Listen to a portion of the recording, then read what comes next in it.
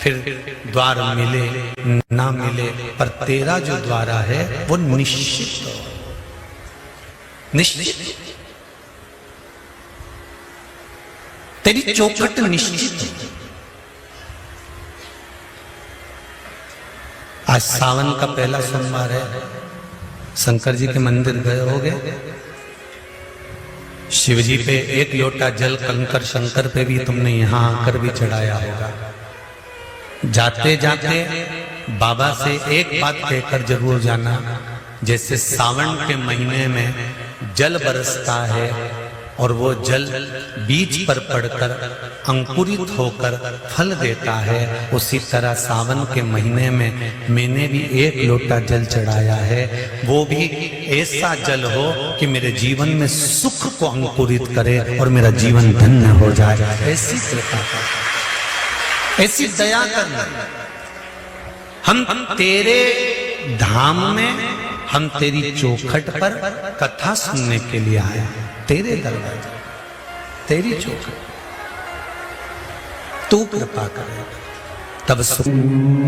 अगर तेरी उदारता नहीं होती, तेरी कृपा नहीं होती, तेरी करुणा नहीं होती, तो संसार का कोई सुख हमको प्राप्त नहीं होता। संसार का कोई सुख हमें नहीं मिलता। महाराज शिव कथा कर रहा, शंकर जी की कथा कर रहा, हाथी का पैर, हाथी का पांव मगर ने पकड़ा,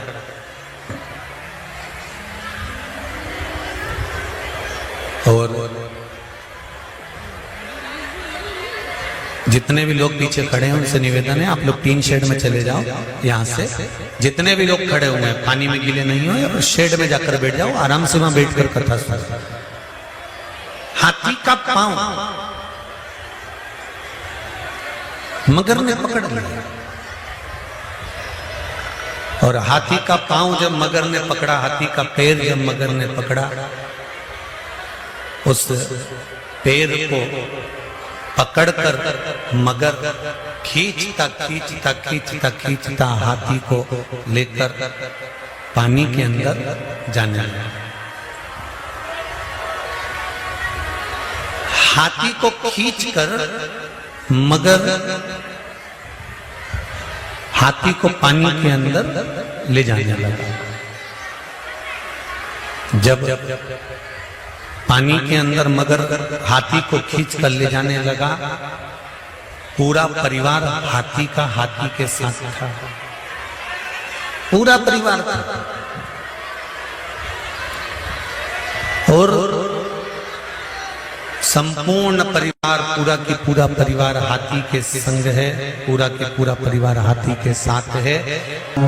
महाराज जब सारा की सारा परिवार देखता रहा, हाथी खींचकर मगर पानी की ओर लेकर चला गया। उस हाथी को अभिमान बहुत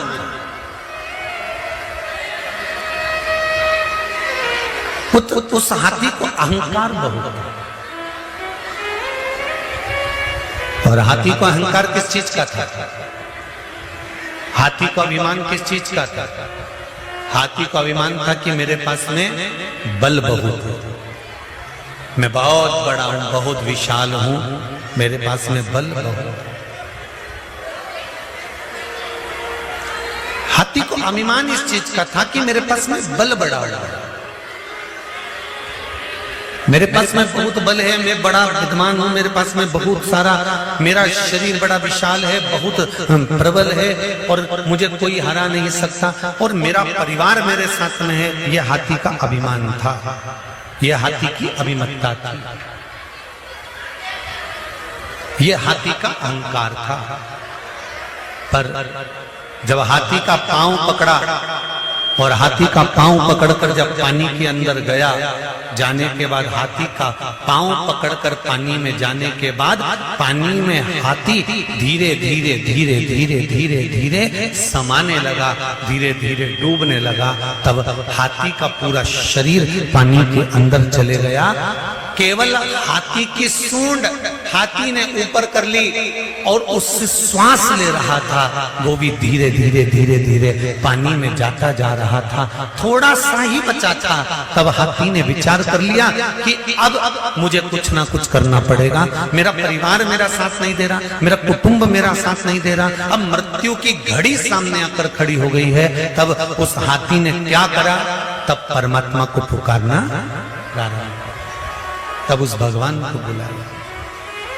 सुयशा ने भगवान शंकर से प्रार्थना करी, शिवजी से निवेदन करा, और सुयशा ने शंकर भगवान से प्रार्थना करी, निवेदन करा, तो फल ये हुआ कि भगवान शंकर के शिवालय में, शंकर भगवान के सम्मुख में नंदीश्वर जाकर विराजमान।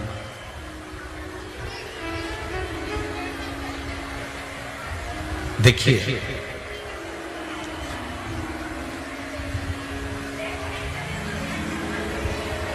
बचपन में गोदड़ी गंदी करोगे तो मां धो देगी। अरे बोलो तो जम के, सही है। बचपन में अगर गोदड़ी गंदी करोगे तो मां, बोलो जम के जरा, मां धो देगी।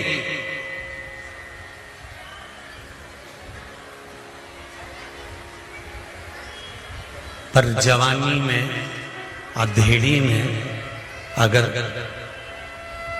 ये गोदड़ी गंदी करोगे तो इसको कोई दूसरा नहीं धोएगा, धोना तुमको ही पड़ेगा, और वो कर्म के भोग भोग कर धोना।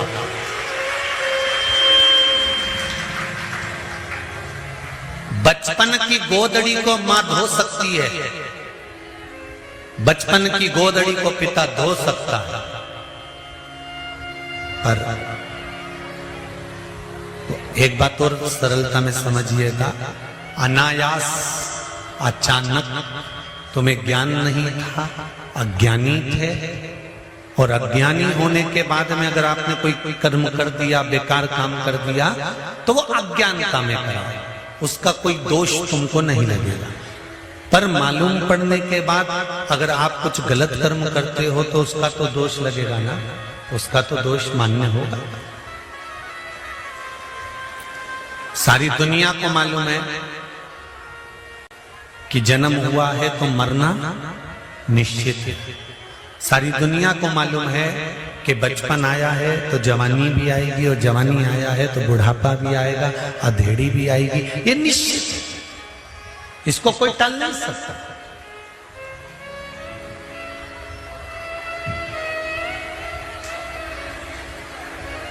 सारी दुनिया को मालूम है कि बचपन आया है तो जवानी भी आएगी, जवानी आई है तो अधेड़ी भी आएगी, अधेड़ी आई है तो बुढ़ापा भी आएगा।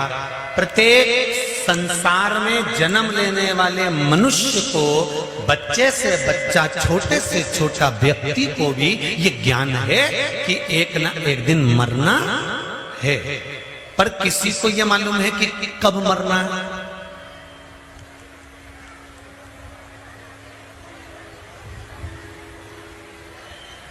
किसी को ये अंदाजा है कि कब प्राण छोड़ना है।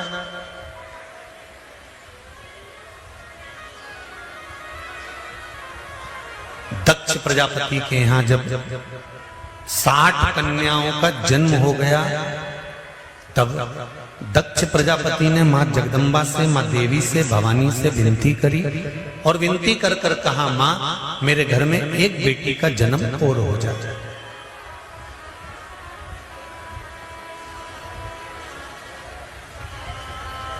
मेरे घर में एक बेटी और जन्म ले। मां देवी ने कहा, बेटी कहां जन्म लेने जाएगी और कहां मैं बेटी ढूंढने जाऊंगा? दक्ष प्रजापति, तेरे घर में स्वयं में आद्य शक्ति दुर्गा भवानी तेरे घर में बेटी के रूप में जन्म लेगी, और सती के रूप में दक्ष प्रजापति के घर में माता पार्वती का स्वरूप जो था सती के रूप में जन्म ले ले। अब सती मैया प्रकट हो गई। सती मैया जब धीरे धीरे धीरे धीरे धीरे धीरे अवस्था हुई और माता सती ने जब अपनी युवानी अवस्था धारण करी, जब माता सती कुछ अवस्था बड़े हो जाती हैं, कुछ तरुणाई अवस्था में माता आ जाती हैं, तब माता ने एक दिन अपनी मां प्रसूति से एक प्रश्न किया।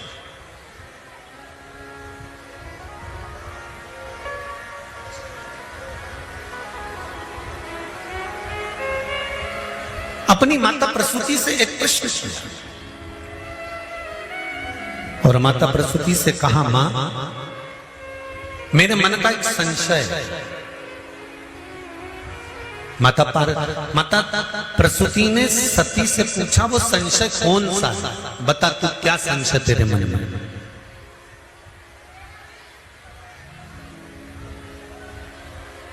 ये बच्चों का माता पिता के प्रति आत्मीय प्रेम रहता है कि बच्चे जब भी प्रश्न करते हैं तो अपने माँ बाप से करते हैं और होना चाहिए।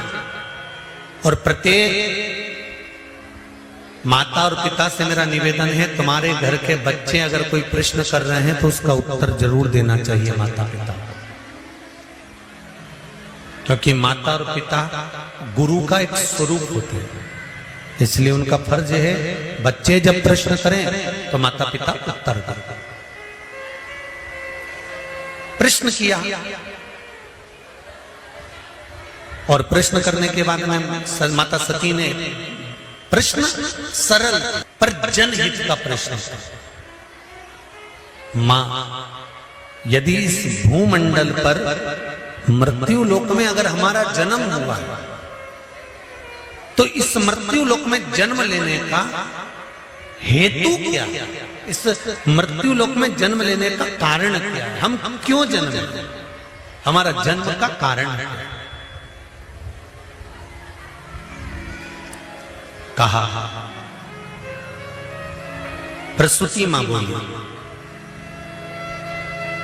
सती प्रसूति की सबसे छोटी लड़की थी और घर का जो छोटा मनक होता है, घर का जो छोटा बेटा होता है, घर की जो छोटी बेटी होती है, घर की जो छोटी संतान होती है, माता पिता का जो प्रेम होता है वो छोटे के प्रति जरा ज्यादा होता है। इसलिए हम आपको बार बार कथाओं में भी कहते हैं कि भगवान से प्रार्थना करना कि हमको किसी परिवार में बड़ी बहू बनाकर मत भेजना। जो घर की बड़ी बहू होती है ना, उसको बहुत सुन के चलना पड़ता, बहुत संभाल के चलना पड़ता। जरा जरा सी बात में सास चिल्ला के दौड़ जाती है, आंख नहीं थी, तू तो बड़ी थी, तू तो बड़ा था, तेरे में अक्ल नहीं थी। और घर की जो छोटी बहू होती है ना, वो थोड़ा सा भी काम बिगाड़ देती है ना तो भी सास के मुंह से नहीं निकलता, छोटी छोटी, अभी तो छोटी है, अभी अभी कोई इसमें अक्ल है, अभी अभी तो आई है, शादी हुई है, नई नई आई है, उसमें अक्ल है। और फिर बड़ी बहू इतना कह दे कि हम ब्याह कर आए थे, शादी कर आए थे, तो 6 महीने में हमको तो कह दिया था कि तुम इतनी बड़ी आई हो, काम करो। और वो अब छोटी है, 2 साल में भी, 4 साल में भी, 6 साल में भी, छोटी हमेशा छोटी ही रहती है।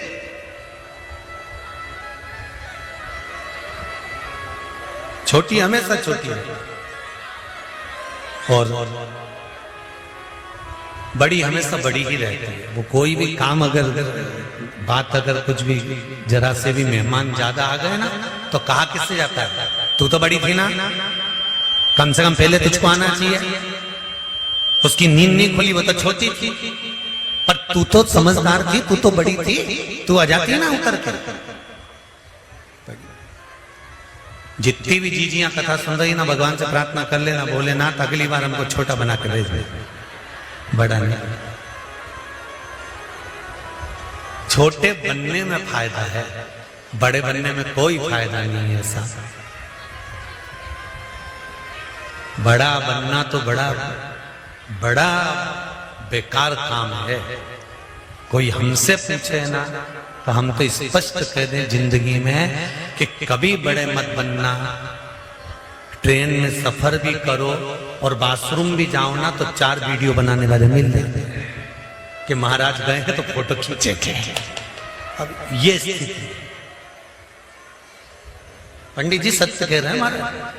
अगर छोटे हो ना, कहां जा रहे हो, कहां आ रहे हो, क्या कर रहे हो, क्या बोल रहे हो, कोई मतलब नहीं रहता। पर जब आप बड़े बनते चले जाते हैं तो आप क्या बोल रहे हो, किसके लिए बोल रहे हो, कैसे बोल रहे हो, आपने क्या बोला, वो सारी चीजें निकाल के रख ली जाती है कि कैसे बोला, क्यों बोला, किसके लिए बोला, कहां खड़े थे, कहीं ठेले पे खड़े होकर हाथ ठेले पर चाउमीन तो नहीं खा रहे थे, कहीं पानी पतासा तो नहीं खा रहे थे। बड़े जब बन जाते हैं तो बड़ा ध्यान रखना,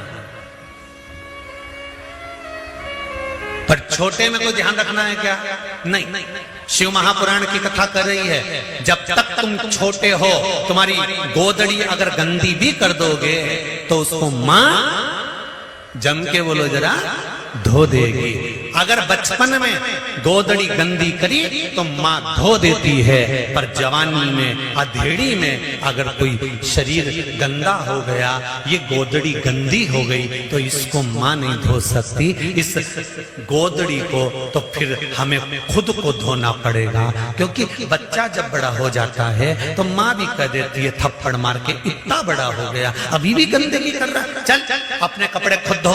बोलो सही है कि गलत है? उठा अपनी पैंट धो के ला, उठा अपना चड्डा धो कर ला, उठा अपना शर्ट धो के ला। अब तो तू बड़ा हो गया, अपने कपड़े तो खुद धो सकता है। जब छोटे थे तब मां धोती थी, जब बड़े हो गए और अगर कपड़ा गंदा हो गया, गोदड़ी गंदी हो गई तो उसको कोई नहीं धोएगा, धोना तुमको पड़ेगा। उसी तरह बचपन का किया गया कर्म भगवान माफ कर सकता है, पर जवानी और अधेड़ी में किए गए कर्मों को भगवान माफ नहीं करता, उसे भोगना ही पड़ता।